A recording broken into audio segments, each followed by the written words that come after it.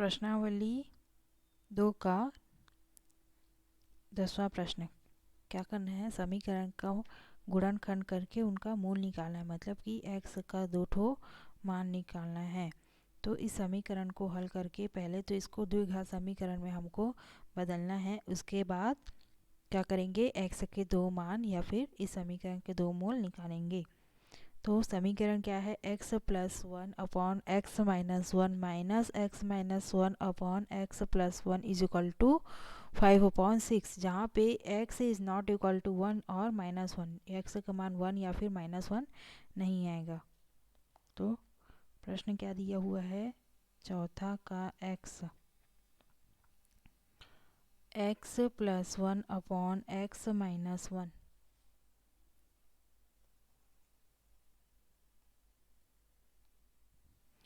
x plus 1 upon x minus 1 minus x minus 1 upon x plus 1 is equal to 5/6। इसको पहले हल करके क्या करना पड़ेगा, द्विघात समीकरण बदलना पड़ेगा। तो इन दोनों का लघुत्तम निकालेंगे तो क्या आएगा, x माइनस 1 x प्लस 1 आएगा। अब इसको भाग कर देने से बचेगा क्या, ये दोनों, तो x प्लस 1 का होल स्क्वायर माइनस इन दोनों को भाग करने पे ये दोनों कट गया, बचा क्या x माइनस 1 का whole square is equal to 5/6। तो a प्लस बी का whole square minus A minus A plus A minus B का होल स्क्वायर का फॉर्मूला में है। तो a square plus 2ab, B क्या है 1, इसको नहीं लिखेंगे, प्लस बी का square minus A square minus 2ab plus B square upon x minus 1 x plus 1 is equal to 5/6। Bracket open करने पे x square plus 2x plus 1 minus x minus minus minus X square minus minus plus 2x plus 1 upon x minus 1 x plus 1, square square cancel, बचा क्या, एक minute, ये है minus minus और plus का into हुआ तो क्या माइनस, तो ये 1 कैंसिल, बचा क्या 4x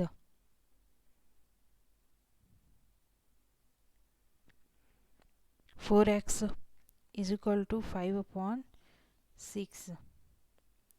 तो 4x upon a plus b a minus b हुआ क्या, a square minus b square is equal to 5/6। तीन गुणा करने पे 6 चौक 24x is equal to 5x square minus 5।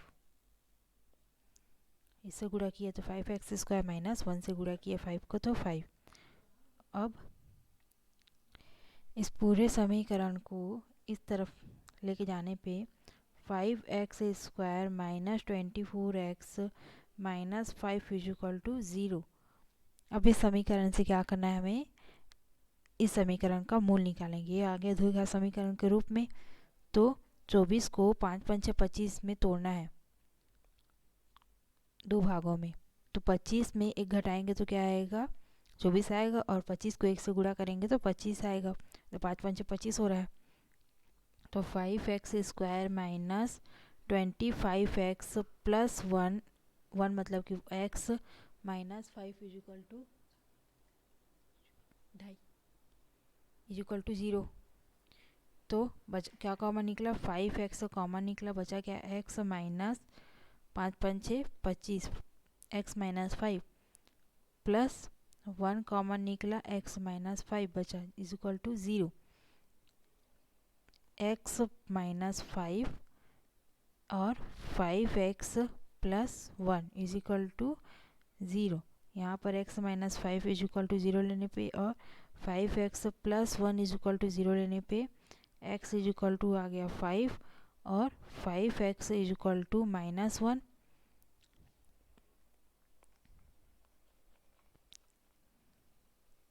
तो x के दो मूल यहाँ पे हमको मिल जाएंगे। कौन कौन से होंगे? x इज इक्वल टू 5 और यहाँ पर से x इज इक्वल टू -1/5। यही क्या है हमारा इस समीकरण के दो मूल और x के दो मान है और यही हमारा आंसर है। नेक्स्ट देखते हैं आगे क्या दिया हुआ है। नेक्स्ट टॉपिक है द्विघात समीकरण के अनुप्रयोग। हमारे जीवन में अनेक ऐसी परिस्थितियां होती हैं जिन पर आधारित कथनों को हम वर्ग समीकरण के रूप में लिखकर उनका समाधान ढूंढते हैं। अब हम ऐसी ही कुछ परिस्थितियों के लिए कथनों को वर्ग समीकरण के रूप में लिखकर उनको हल करेंगे। उदाहरण 4 उदाहरण दिया हुआ है इसी से द्विघात समीकरण के अनुप्रयोग से। यदि एक संख्या और उसके व्युत्क्रम का योग 2 सही 1/30 है तो संख्याएं ज्ञात कीजिए। माना कि वह संख्या x है, जो संख्या ज्ञात करना है वह x है, तब x का व्युत्क्रम क्या होगा? 1/x होगा। तो बोल रहा है कि संख्या और उसके व्युत्क्रम का योग मतलब x + 1/x कितना है? 2 सही 1/30 है। तो समीकरण क्या बन गया? x + 1/x is equal to 2 सही 1/30। यहाँ पर से क्या हुआ? x² + 1/x और यहाँ पे 30 दूनी 60 61/30। तिरिया गुणा करने पे x² + 1/x is equal to 61/30 में तिरिया गुणा करने पे क्या आ जाएगा? 30x² + 1 और 61x आया। तो 30x² + 30 - 61x is equal to 0। 30x² - 61x + 30 is equal to 0। ये वाला क्या आ गया? समीकरण आ गया। अब इस समीकरण से इस समीकरण के मूल निकालेंगे, वही क्या होंगे? x के मान और वो संख्याएं हमको मिल जाएंगी। तो 61 को 2 भागों में तोड़ा है। 30 दूनी 30 और 30 3 तिया 9 900 होना चाहिए गुणा करने पे और जोड़ने घटाने पे 61। तो उसको कैसे निकालते हैं? 900 3 तिया 9 और 0 0 को क्या करेंगे? लघुत्तम निकालेंगे। तो 3 पहले तो 3 तिया 9 0 0 3 एकम 3 0 0 2 5 6 10 0 5 एकम 5 0 5 दूनी 10 और 2 एकम 2। 3 तिया 9 9 दूनी 18 और 5 5 6 25 25 दूनी 50 50 और 18 को जोड़ने पे 61 लाना है। 68 आ रहा है। तो 3 तिया 9 9 दूनी 18 18 18 दूनी 36 25 और 36 को जोड़ने पर 5 6 11 की एक हासिल में ये और 3 5 और 1 6 61 आ गया। तो 25 और 36 वो संख्या होंगी जिसको गुणा करने पे आएगा 900 और जोड़ने पे 61।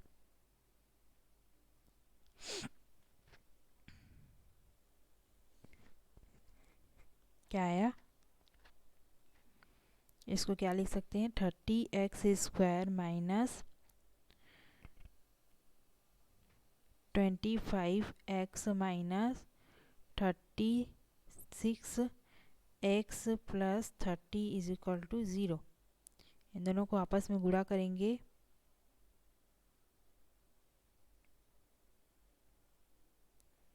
तो आएगा 900 प्लस में और जोड़ेंगे, माइनस माइनस जुड़ जाएगा तो 61 आएगा। अब दोनों से कॉमन लेते हैं, क्या कॉमन निकल रहा है 5x कॉमन, 6x माइनस 5, और यहाँ पे क्या कॉमन निकल रहा है 4 कॉमन निकल रहा है। तो 4 कम 4 चौनिया 4 ती 12 4 चौक 16 4 पंचे 4 अट्ठे 32 4 निया 36 4 3 3 कॉमन लेके देखते हैं।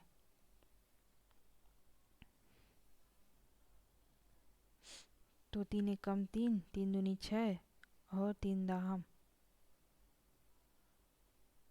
बराबर 0।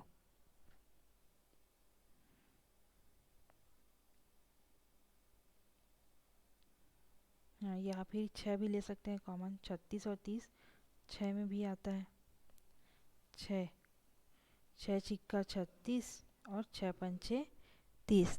तो क्या क्या क्या मिला हमको 6x माइनस 5 दोनों में है, ये माइनस 5 होगा ना, माइनस कॉमन निकल गया तो, और 5x minus 6 is equal to 0।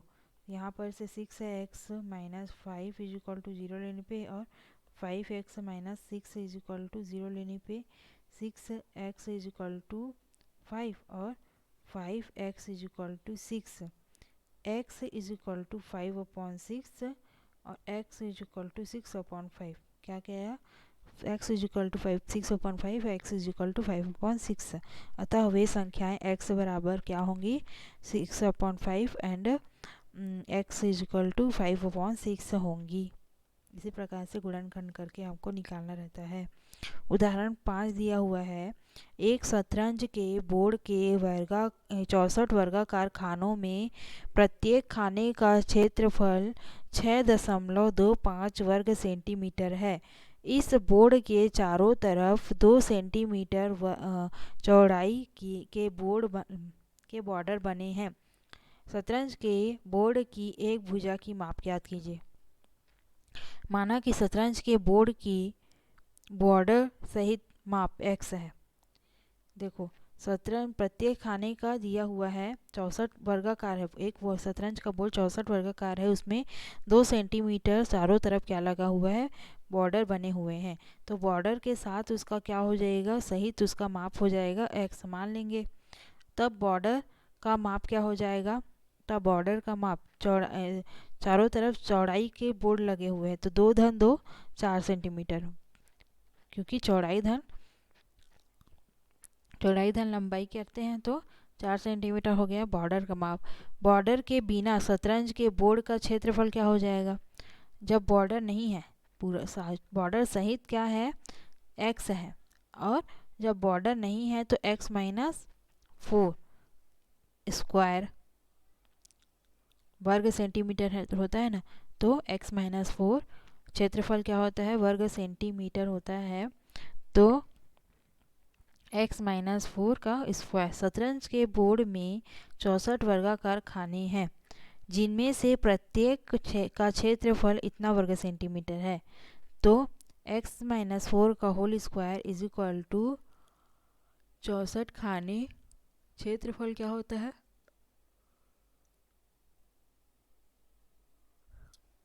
Board का क्षेत्रफल बराबर लंबाई गुणित चौड़ाई। 64 खाने हैं, पूरी लंबाई हो गई, और प्रत्येक का क्षेत्रफल कितना दिया हुआ है 6.25 दिया हुआ है। तो गुणा कर देंगे, इसको गुणा करने पर आया 400 और इसका वर्ग ए माइनस बी का होल स्क्वायर फॉर्मूला में रखे तो a square minus 2ab plus B square में आया इतना। अब 16 को इधर जाएंगे तो घटाएंगे तो 384 आ गया, ये हो गया पूरा वर्ग समीकरण बन गया। अब 384 को क्या करेंगे गुणनखंड करेंगे तो ऐसा संख्या ढूंढना है जिसको जोड़ने या घटाने पे क्या आए 8 आए। 2 कम 2 2 नी 18 2 दूनी 4 2 नी 18 2 छिक्का 12 2 चौका 2 अठे 16 दो दूनी 4, 2 चौक 8, 2 एकम 2, 2 दूनी 4, 2 छिका 12, 2 तिया 6 और 3 एकम 3। तो 3 दूनी 6, दूनी 12, 6 त्रिका 3 दूनी 6, 6 दूनी 12, 12 दूनी 24 और 2 दूनी 4, 4 दूनी 8, 8 दूनी 16। 24 में मैं 16 घटाऊंगी तो क्या आएगा, 14 में 6 गया तो 8 और ये हो गया 1, 1 में गया तो 0 आ गया 8। 8 लाना है हमको घटा करके, तो 24 और 16 वो दोनों संख्या होंगी जो इसके गुणनखंड भी हैं और जो घटाने पे क्या आएंगे, 8 आएंगे। तो x square minus 24 x plus 24 x minus 16 x minus plus नहीं, ये माइनस में ये प्लस में, तभी तो माइनस 8 आएगा, plus minus 384 is equal to 0। इन दोनों में से क्या कॉमन निकला, x कॉमन निकला, बचा क्या x माइनस 24। इन दोनों में से क्या कॉमन निकला, 16 कॉमन निकला, x minus 24 is equal to 0। तो x माइनस 24 और x plus 16 is equal to 0। x is equal to आ गया 24, x is equal to minus 16। अब शतरंज का क्या हो गया, चौड़ाई जो क्या निकालना है, शतरंज के बोर्ड की एक भुजा की माप, एक भुजा की माप माइनस में तो हो नहीं सकता, तो x बराबर 24 आया।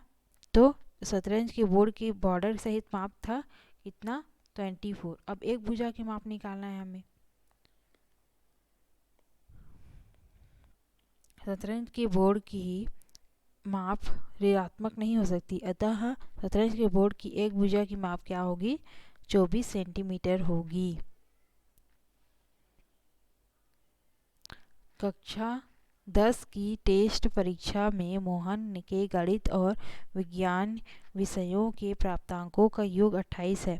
यदि उसका गणित का प्राप्तांक पहले से 3 अधिक और विज्ञान का प्राप्तांक पहले से 4 कम हो जाए तो दोनों प्राप्तांकों तो उसके दोनों विषयों के प्राप्तांकों को गुणन कर 180 हो जाता है। गणित और विज्ञान विषयों में मोहन के प्राप्तांक ज्ञात कीजिए।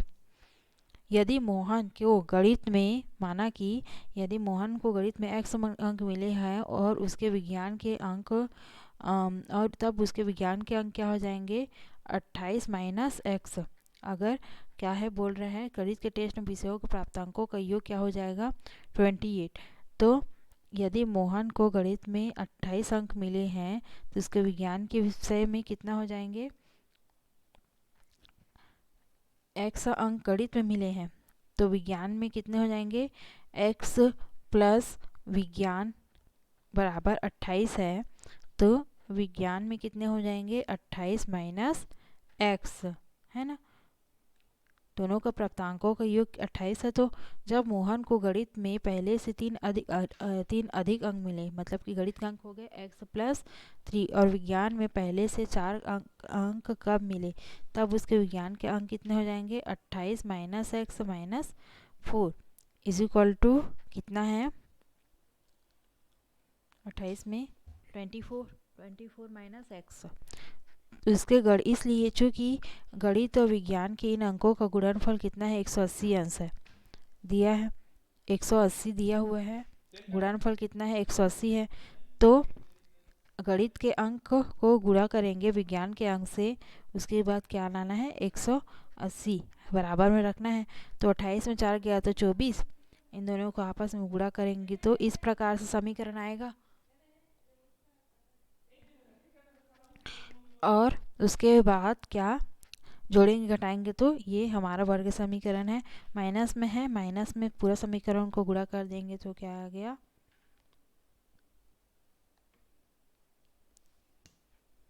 प्लस में समीकरण हो जाएगा।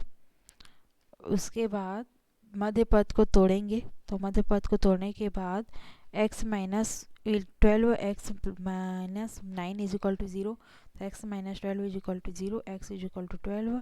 और जब x इज इक्वल टू 12 है तब x इज इक्वल टू 9, या फिर x minus 9 is equal to 0, तो x इज इक्वल टू 9। तो